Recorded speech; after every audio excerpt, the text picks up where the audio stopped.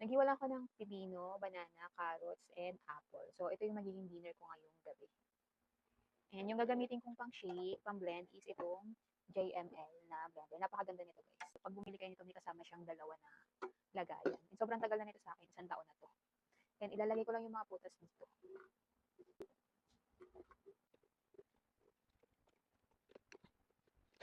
Hindi kasya lahat, kaya isasalin ko na lang mamaya yung iba.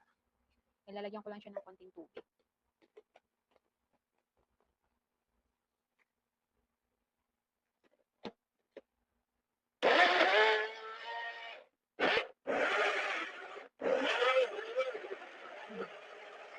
Ang bilis lang niya. And ilalagay ko yung mga natira na saging at saka yung carrots. And lalagyan ko siya ng tubig. Para mas masabaw. So, mas masabaw.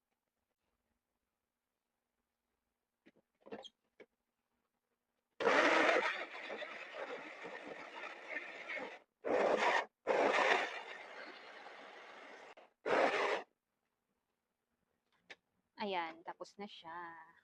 And ito na yung aking dinner ngayong gabi. Sarap nito guys. Sasalin ko lang siya. Pwede rin isalin. O diba? Gulay putas na rin yung aking dinner ngayon.